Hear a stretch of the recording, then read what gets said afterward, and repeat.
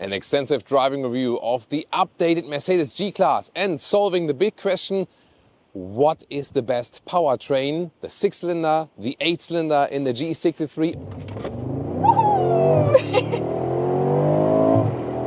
or the all-electric version, the new G-Class EV.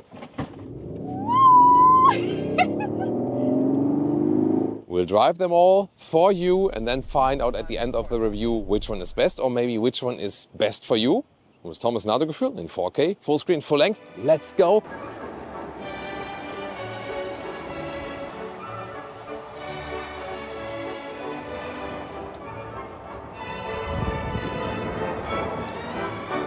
Starting with the G63, the sportiest or most screaming out petrol version model. Here then with vertical fins in the front grille, so this is a more aggressive look. Whereas the G500 or G550 as it's called in the US, the 6-cylinder petrol now has a little bit more subtle look, if you can talk about subtle look for a G-Class or the G-Wagon. The turning indicators as always here on the top. You can also get it in this darkened out scheme if you want that. You can see here also that the Mercedes star is all blacked out, so different designs are possible. This one also equipped with some carbon fiber detailing. You can always see it in the lower part. Usual G-Class starts 18-inch wheels up to 20-inch. AMG starts 20-inch wheels and then up to 22-inch. And these ones are the biggest ones available here in this golden style. So yeah, most screaming out look as for that one. The length here really depends more on what you have behind the vehicle. If you have a full spare tire like we have it here, or if you have none, or maybe just a so-called design box with the EV. So I'm going to show that to you, because the base length is all the same, and then it really just depends what comes on top of that here with some carbon fiber housing as well. This is then the G63 model. You can already see it here in the badge in the rear. Among the updates for this facelift is also a lot about aerodynamics, because wind noise on the inside has always been a thing. You see that the base building form of this vehicle is just huge. It's a large box actually. Yeah, you can also see driving on this, it should be a G500 I think. So especially in this area there were a lot of wind noise and they tried to tackle that. So this stripe here is new, this one here, and also on top of that there's a new lip leading the air better over the vehicle, and together with some insulation measures, Mercedes promises us now that it's a little bit more silent on the interior, especially on the motorway. Of course, we're going to find out for you if this is actually true. So this is the G63 and also short look we had with the G500 petrol model. What about the EV? So they call it the G580 with EQ technology. Color-wise, I've already decided for this one, but my clothing does not mean that I'm biased towards the electric version. I just had to pick one outfit and yeah, this color really matched it, so that was working fine. But you know, I'm totally undecided myself yet. I will decide later on after driving which one is also my favorite one. The EV is, I mean, not too different in look, but here you can see it's more a closed grille, not entirely closed, because there are some cooling openings, but it's a little bit closer, I would call it that way. Same round signature here in the daytime running light, and you've maybe seen that. Although this is not the G63, it has an even stronger hood, so the electric model gets an even more emphasized hood actually. That is also a very interesting choice, and they made that to be a little bit more exclusive for the EV model. So then here 20-inch wheels in black, and the side profile is more or less the same, just that this one here is on paper then shorter because there's no spare tire. You can also get a full spare tire for the EV version, but what I've done here is install the so-called design box, and you can see this has this split, black on top, blue in the bottom to fit to the vehicle. And then you can press a button here on the side, and then you have the charging cable right here. And you can charge from 10 to 80% state of charge in 32 minutes with around 200 kilowatt charging peak. That is actually quite decent. And the battery is the same that is used in the EQS facelift, 116 kilowatt hours net. Promising on paper like a realistic range, I would say 400 kilometers, 250 miles. But later on we will also test the energy consumption, and then we can tell you more about the realistic range we can expect here from this electric version. But of course, we also have to talk about the different petrol engines. It would start with the 3-liter 6-cylinder diesel actually, with around 370 horsepower. Then there is the G500 or G550 it's called in the US. This is then the 3-liter 6-cylinder petrol engine. Has been kind of, let's say, downgraded from a 8-cylinder to a 6-cylinder, that one. Which is not necessarily only a bad thing. And why is that? I'll tell you later when I drive this 6-cylinder. So that 3-liter 6-cylinder petrol engine is at 450 horsepower. No matter which petrol or diesel you pick now, they are all mild hybrids. So you have like an electric boost, 5.4 seconds, the acceleration figure for the petrol engine. And here then, with 585 horsepower, the G63 4-liter V8 bi-turbo, it's then 4.3 seconds in the acceleration figure with the AMG performance pack, because then you also can do a launch control with this one. The electric version is at 4.7 seconds, so half a second slower than the G63. Means this one here is the second quickest model, so it's quicker than a G500 or a G550. The question is, what do I have here under the hood? Is it the Frunk? Let's see. No, it's not. It's actually all the way closed, but you maybe hear that also. It emits this electric static sound, basically. Yeah, also very interesting. And powertrain-wise, with the electric version, of course, gets even more interesting. It has 4 individual electric motors, 1 per wheel, and the battery is placed in the very bottom of the vehicle, and then the electric motors. There's like 1 housing per axle, and the 2 electric motors are combined in 1 housing, but then they sit basically like, you know, one is like here, one is below. We can also see it in the cutaway model. And the one shaft goes in the one direction and the other shaft then goes in the other direction. And therefore you can rule every wheel individually, also making possible the so-called G-turn, where the car turns around on standstill, and the G-steering, where one wheel is getting hooked to the ground and then you basically turn around that wheel if you want to have not turning on standstill, but a very, very close call. As for the interior, let's start with the G63. That door closing sound has always been very iconic, and you really have to slam the door. So just closing it gently usually ends up like this, and it's not really properly closed. And that sound is super iconic, it's fun, but you also have to mention that when you close it a lot of times during the day, not sure how often that is happening, then it can also be sometimes annoying that you always have to use so much force. Yeah, but that's probably just personal preference. Cockpit here of the G63. You can see there are some major upgrades. First of all, on the passenger side, you have this very interesting handle here. This is then, yeah, for off-road use mainly, that the passenger can also hold tight. Some carbon fiber decoy elements you can see right here. And when I'm sitting here with 189, 6'2", there's a lot of headroom left. There is this panoramic roof. There's like this manual shade, and there's also a one. So right the ignition here. This one here you can actually still really open like this to leave some more light in. Yeah, so that's pretty nice. Then cockpit changes, more infotainment system upgrades. So you have a newer version in here of the software, and that's cool. You have it also via touch. So here right side then via touch. This is actually quite cool. And also in the digital instruments, you can set different stylings. You can have this more classic view, but you can also go for this super sport look, for example. So like the interior upgrades, I've just yesterday driven the pre-facelift one, and yeah, in comparison to this then, it looks already like a little bit dated, more or less. Seats, so far only animal skin surfaces available, but I heard they are developing also animal-free version at the moment. They're coming too late with that. Yeah, but of course we'll keep you updated with that, with the developments.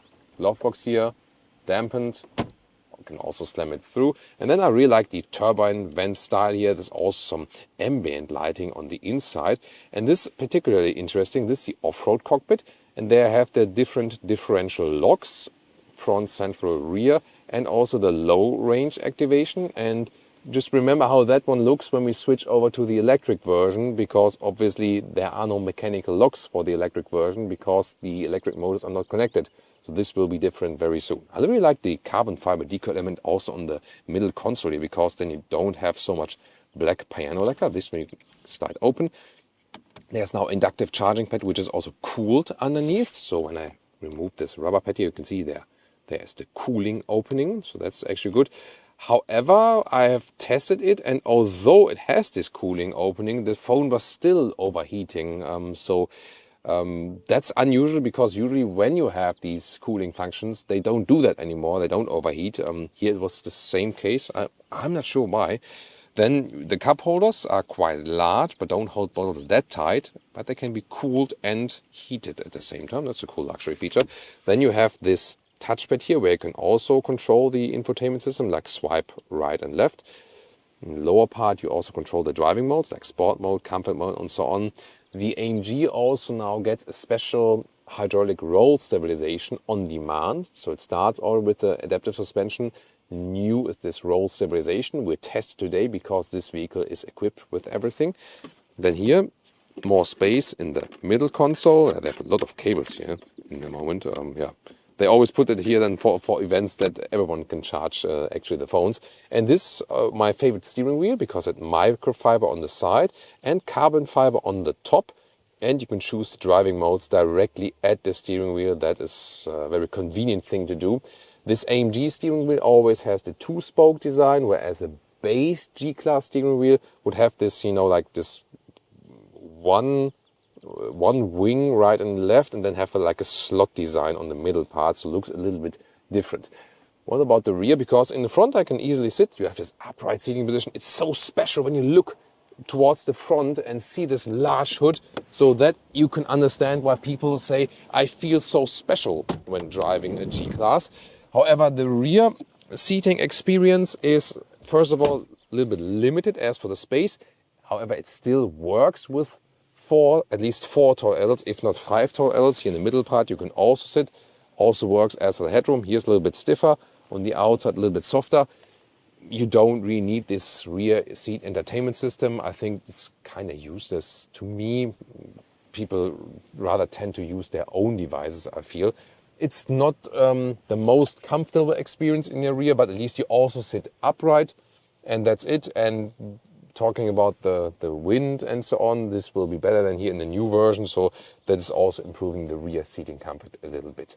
But it's not like a passenger luxury experience like in the modern SUV. You just have to know that. What is always quite cool, I found, is the seat folding process, because here you have this strap here, and then you can pull up the lower part, and that makes space then for the back part here, and then you can fold everything flat.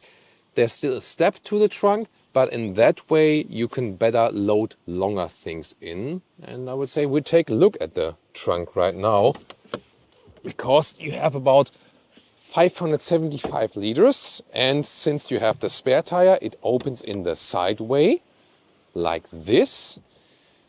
This is the petrol version, obviously. 1 meter or 40 inches in width easily. The length is about 80 centimeters or 31 inches. And the special thing is always the height, which is enormous.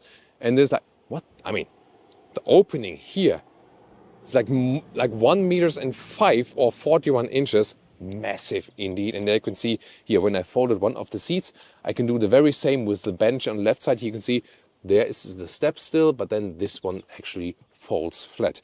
And the interesting thing is now, if we move over to the electric version, the measures don't differ that much actually, because you lose about 20 liters, and that is just because this very lip here is a little bit higher. You can see here, this one would be all the way flat in the petrol version. The rest is actually more or less the same. So that's actually a good thing. Also, the rear seats are the same. The front cockpit is a little bit different actually. So let me show that to you. There we go. Of course, you can get different color stylings. These ones are some gray seats now. But that is not necessarily about the powertrain version, but more about the styling you individually pick. Here once again with the panic handle for the passenger and so on. I'll give you some more light. The instruments look a little bit different. You have this instrument styling here, which you also maybe know from the EQS, EQE and so on.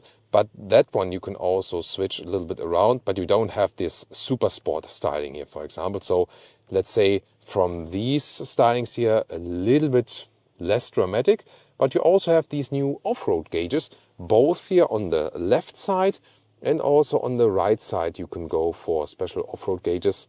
There we go, off-road.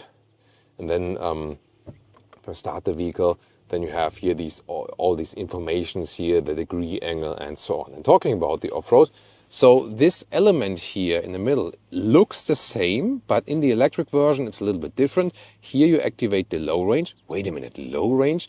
Yes, indeed, it's a 2-speed vehicle, so there's a different transmission ratio, so to speak, and therefore you need 2-speed actually, so 2 gears, so to speak, then for the electric version. And you just pick it right here in the middle for the off-road driving. Then you don't have, you know, like so much high speed available, so it drives just slower, but you actually have more torque available than for the off-road driving. Then on the right side you have the G-turn.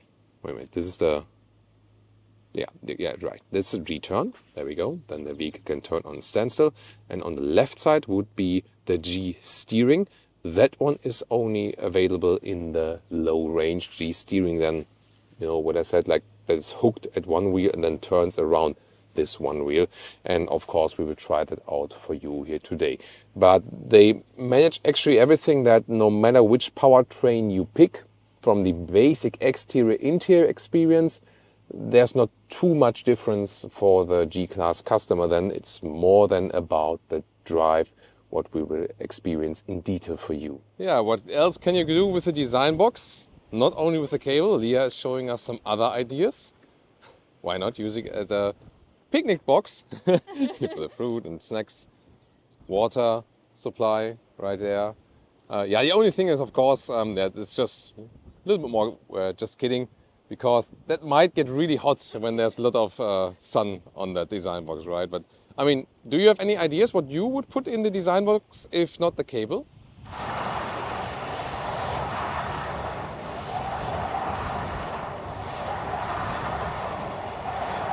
Now it's about the G-turn. So what do? First of all, we pick the rock driving mode. Then we have to go to the neutral to put in the low range. That's like the different gear, the off-road gear. And then we can activate this right button here. First put it in D, then activate the G-turn. And now hold the steering wheel gear shift pedal, it says. 1 is enough, I guess. And then, let's see. Crazy. This is crazy, yeah. Whoa. And now it stops, and this was 720 degrees, so 2 times around. This is actually not how it's meant to be.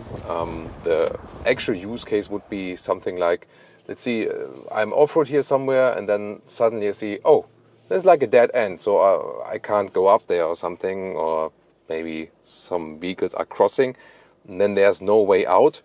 And then I could, once again, go to the G-turn and have like the more proper use case. And that would be actually just turning like this, for example, like 100, 120 or 180 degrees. And then just continue like this, and that's it. So this is like the normal use case. The more times turning around, this is then the show case.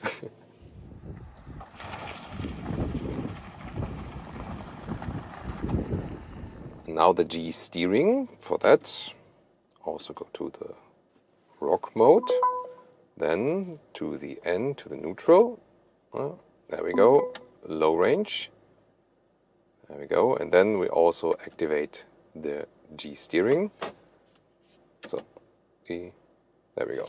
And now, basically the curve inner wheel is being stopped when I'm here now in the slalom, which is actually too tight to be in usually for the vehicle, but now it's basically getting turned around. So the vehicle would not be able to go through this tight slalom, but I feel that I'm, slowly drifting, basically.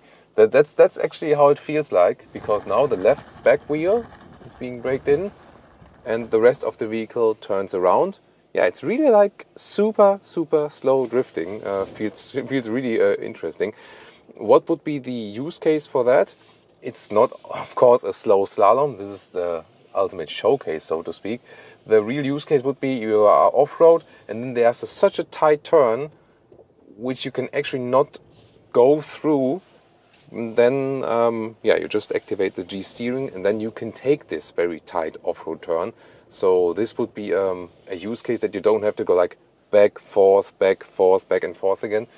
And now you might wonder what happens actually when I'm still in this G-turn mode and I apply some more throttle, because that was now like how you're supposed to do it off-road. Here now you can see the vehicle is basically drifting. So it's not only a G steering, it's also yeah, a drift mode, so to speak. Now I'm guest with Michael Weikopf. He's an instructor and he wants to show me how fast the EQ can really go off-road. And that was like 130 kilometers an hour. Okay, this is more rally racing now. Now you know why my professional instructor is doing this. I better hold on tight.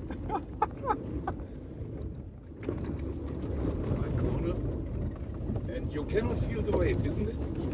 No, I mean it's like with like 500 kilograms more with this one, with the EQ. But yeah, as I said earlier, due to the low center of gravity, you don't really feel the extra weight. It's absolutely insane how fast the vehicle can go here. Yeah, here it more feels like a small rally car indeed. Yeah, I think like the loose ground is doing the car very well actually. Interesting how the tires also are hooking up. Crazy stuff. Now it becomes bumpy a little. In which driving school did you learn to drive that way actually? I have no driving license. Ah, he has no driving license. Okay, that explains it. Holy moly, this is crazy, yeah? So if anyone is wondering if the electric G-Class can do some serious off-roading or, yeah, Now maybe even take part in the Dakar or something, Now it becomes this works. bumpy. By the way, in the past it was the first part of the Dakar rally. Here, some parts of. Oh. Yeah, so in off-roading, definitely the EV can keep up, or if not even better. I mean, in rock climbing, for example, oh, this is a nice water splash. And you might ask yourself, what does the G-turn or G-steering do to the vehicle, especially the G-turn? I mean, most obviously, it's not something good for the vehicle where you take special care of the vehicle. That's, I think, kind of obvious. But Mercedes says that on the electric motors and on the shaft and everything, on the chassis, it shall not have any major negative impact, because that really quick spinning of the wheels, they say, is way better than, for example, Yangwang does it, like the BYD sister company, where they do it in a very slow way. And this is like a different approach. Here they turn so quick that there's actually so much slip that there are no big forces on the vehicle left. The most damaged part is basically the tire. However, these are special off-road tires that can also take that better than normal road tires, and you're only supposed to do it on off-road conditions. And of course it's better when it's really slippery or you have loose ground and so on. So the most damaged part is definitely tires. Yeah, and most obviously also the paint then from flying debris. Let's start with the G500 or G550 in the US. Sport mode, acceleration to the Autobahn. Let's go.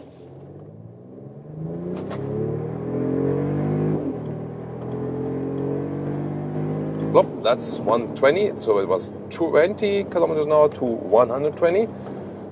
It's not literally an Autobahn here, but a French motorway, so not a German Autobahn. But that was already really decent. This is the 3-liter 6-cylinder now, so the 500 or 550 went from the 8-cylinder to the 6-cylinder, but still quite powerful. 5.4 seconds is the acceleration figure officially.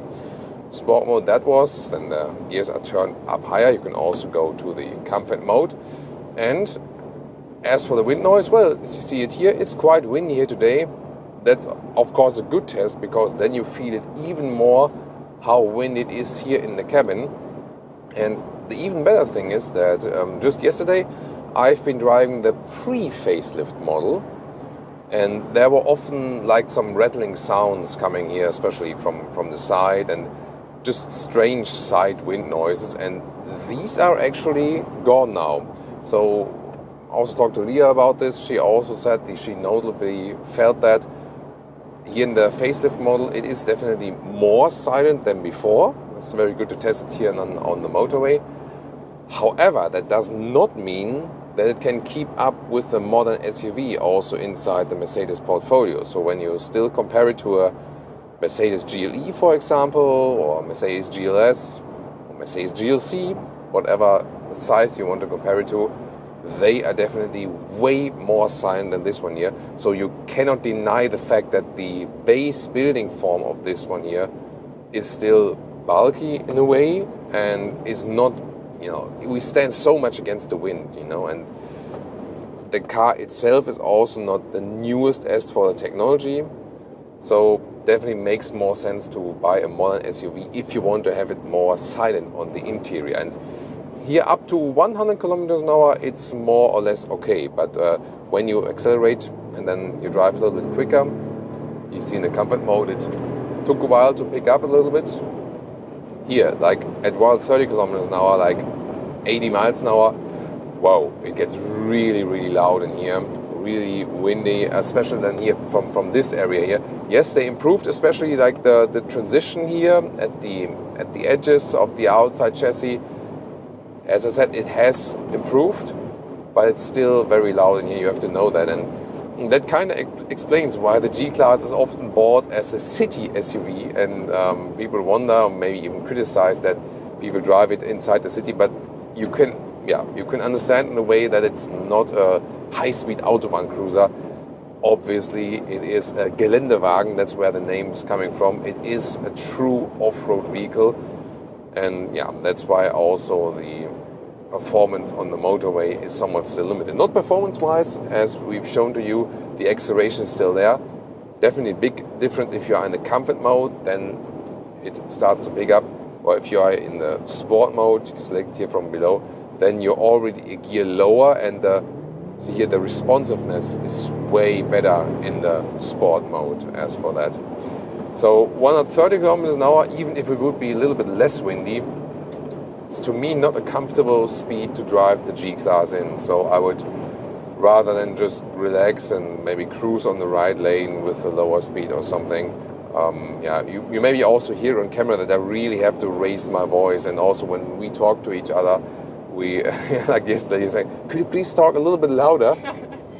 But the good thing is definitely that the facelifted model is more silent than before, so the improvements are working still with the limitations.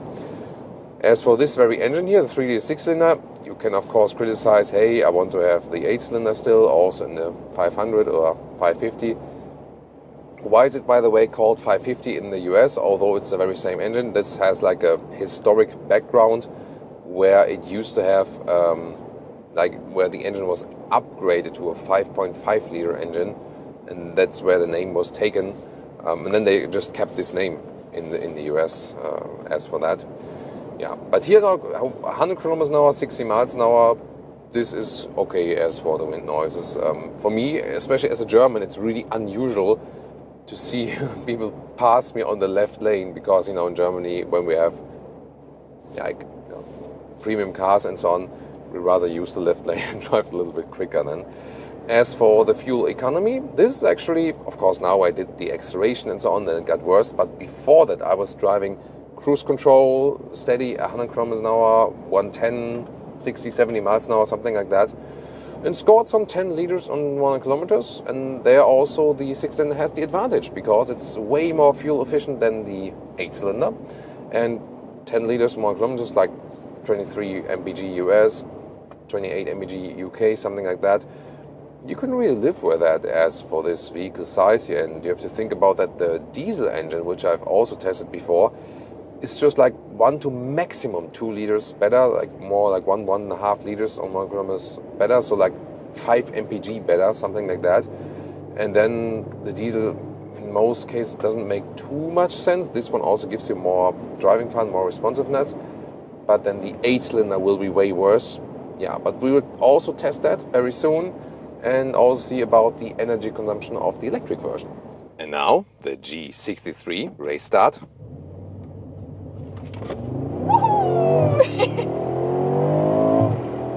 Plop.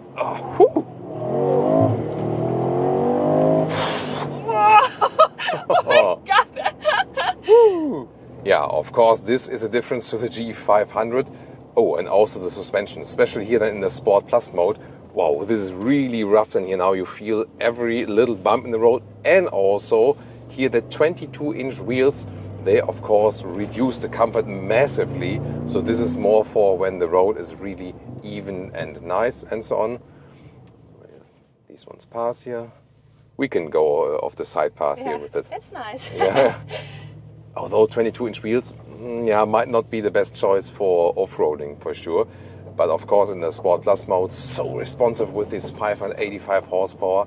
And then here, when the road is a little bit better, then the 22-inch wheels are actually fine. Then you feel the sportiness, you have all of that response. Here, this vehicle equipped with the anti-roll stabilization.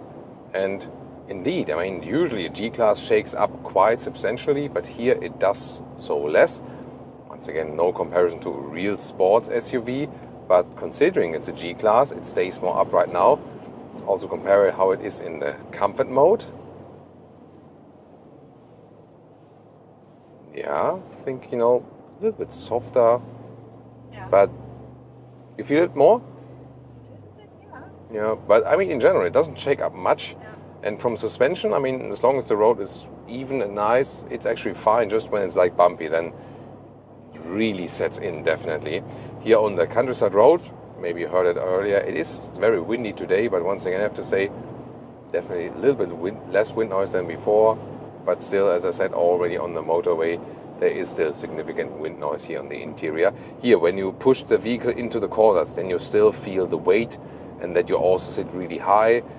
It is better definitely now with the roll stabilization, so the G63 definitely helps there. But I wouldn't say it's fun in a way of driving like a sports SUV like Porsche Cayenne or a GLE AMG or something like that. So you definitely feel the off-road capabilities still, that it's more on the off-road side than on the fun driving side or something.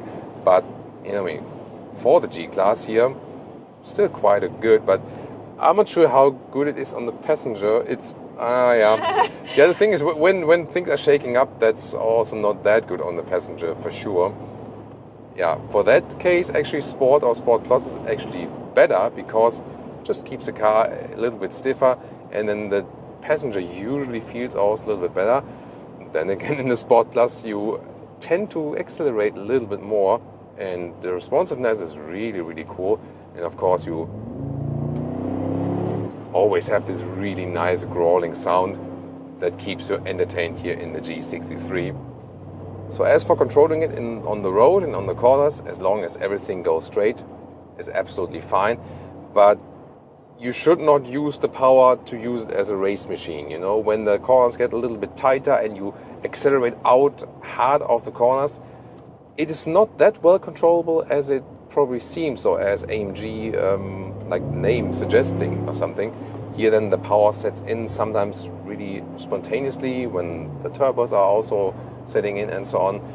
So you have to be mindful with this vehicle. Just because you have the power doesn't mean you use it as a race machine.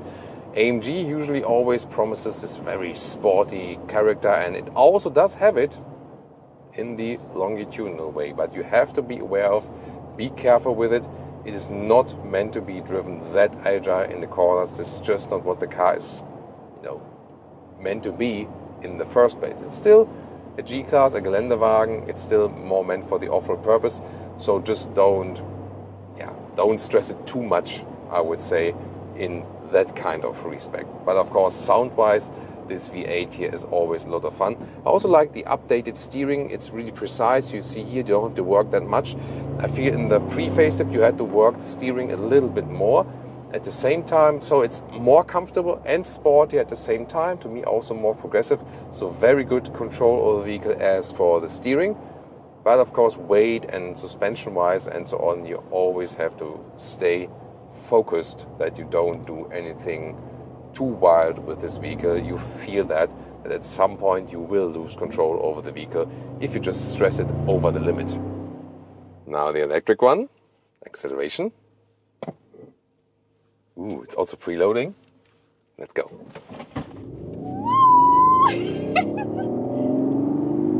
Plop, that is to 100 with the electric one. Woo. That was also really quick. You also heard this electric sound a little bit. It actually sounds like a combustion engine, doesn't it? Yeah. Like,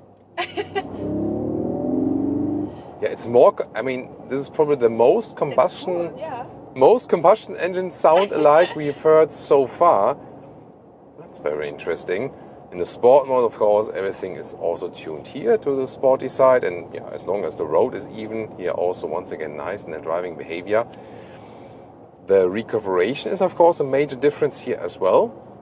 It either starts in strong recuperation, that means when I lift the foot of the throttle here, or the accelerator pedal, it's almost one pedal driving. You can here even tune it to maximum recuperation with the left pedal here, and then it's really, really strong. Definitely one pedal.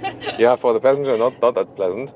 And then with the right hand here, the pedal, you can go to normal recuperation, no recuperation at all. Then here, when I lift my foot off the throttle, it's just rolling. Or hold it, and then you are in intelligent recuperation. That always depends, for example, if a car is in front of you and so on. And which is the best mode really depends also on personal preference, I would say. The thing with the intelligent recuperation is that depends really if someone is in front of you or not. It is somewhat nice because at some point you just roll, and when there's then someone in front of you, then, for example, the deceleration sets in. So it is, on the one hand, the more clever system. On the other hand, it does different things at a different time, and you might want to have something more predictable. So it's pro and con, definitely. What is interesting is when I stop the vehicle, turn it off, and then turn it on again, the recuperation modes are being reset depending on what mode I have been driving in. Intelligent recuperation stays active when I restart the vehicle, and strong recuperation. When I'm in a different mode than these two, then it automatically resets to strong recuperation. I'm really surprised by that they picked such a combustion engine-alike sound, I would say. That actually makes it feel more combustion engine-alike than other electric vehicles, I would say. Here in the comfort mode, it's a little bit less pronounced. And you can also turn it completely off if you like. And that is here G-Raw, the G-Raw sound experience. So when we turn it off and then go once again in the sport mode, there's nothing. And I feel, especially for the passenger, it's actually good to have some kind of sound feedback, because then you can mentally prepare a little bit more of what's coming ahead. What's, by the way, very irritating to me is, for example, when I'm here stationary and the camera is on, I cannot change the driving mode during that, so I have to deactivate the rear view camera, and then I can change the driving mode, for whatever reason. I don't know. Let's see how good I can control the vehicle in sport mode, and I accelerate out of a standstill like corner here.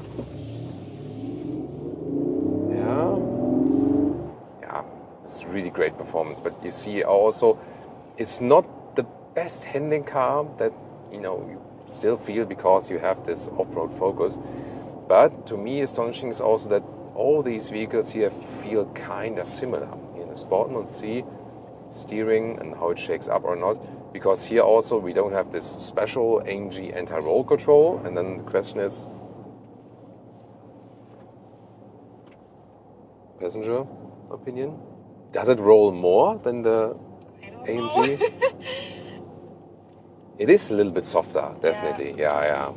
That you feel comfort mode. And it feels softer, but it's also 20-inch wheels. The AMG is definitely stiffer and rougher in the ride, I would say so. Yeah, so there the electric one is a little bit more forgiving.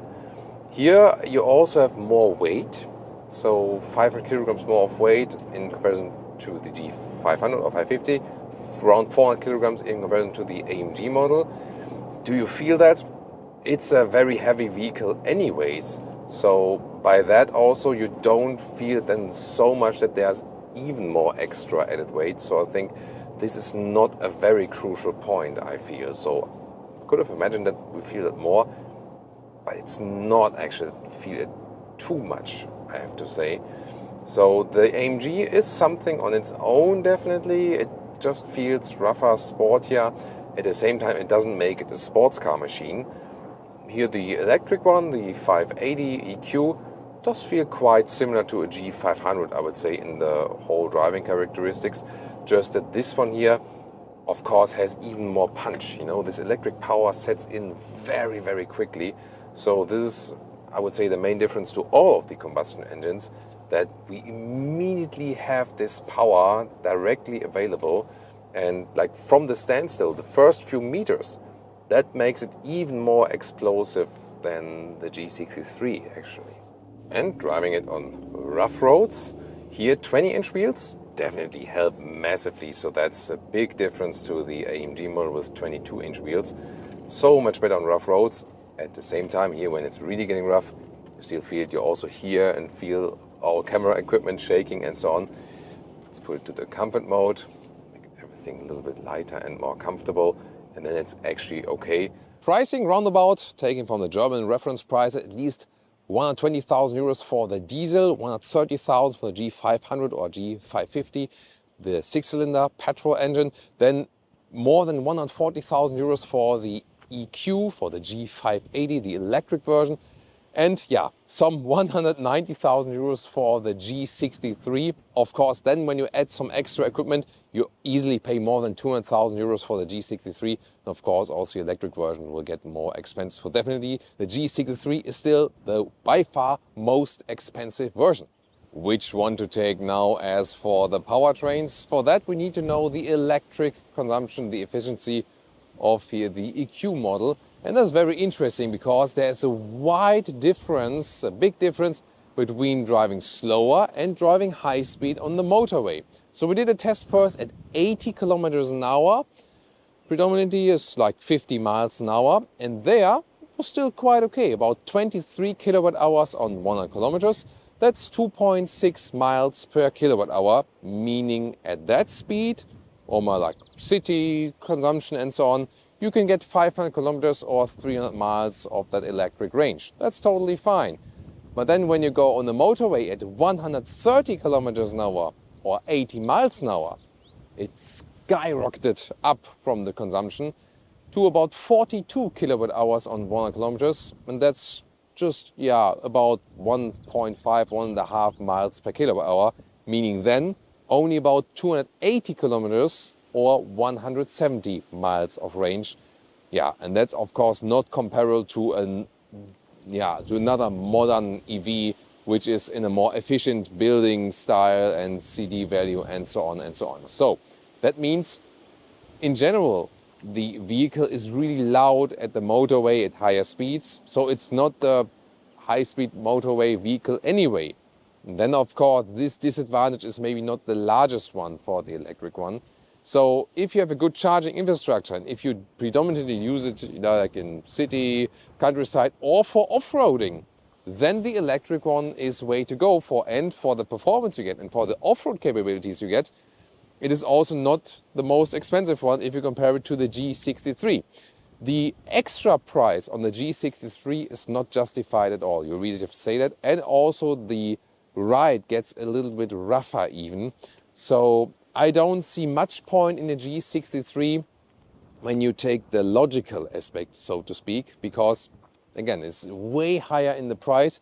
Yes, you get the V8 and you have great performance, but just from the driving experience, it is actually better and more comfortable in the G500 or 550 or in the electric version. I would say the electric version comes in the driving experience close to the G500 or 550 besides the acceleration, because the electric one is in the acceleration is always directly there. It's so, you know, instant, even more instant than in the G63 if you count the very first few meters or so. So yeah, I think it's a matter of charging infrastructure. Then of course, then you can easily go for the electric one. If you don't have a good charging infrastructure and want the best overall G-Class, then I think you should go for the G500 or the 550 as it's called in the Northern American market, because it is still quite okay now with the consumption in this 3 or 6 cylinder. So I don't see much like a big disadvantage in that. It is the most efficient one from the powertrains, which at the same time still fun to drive. You know what I mean? Diesel will of course be even lower in the consumption, but maybe not as much fun to drive. So I think the 500 or the 550 is the sweet spot if you don't want to go electric. And which one would I take? Well, since I don't take it on the motorway anyway, I think the electric one is actually a cool choice for, you know, like when you have it on maybe like your personal private you know, real estate or something. Maybe that. But I think overall a G500 would be also to me the most suitable one, because you can do like most stuff with it. Yeah, and I'm also waiting for an animal-free interior before I would buy a G-Class. So what do you think? Which one would you take? Tell me in the comments. Which one would you take home right now of these?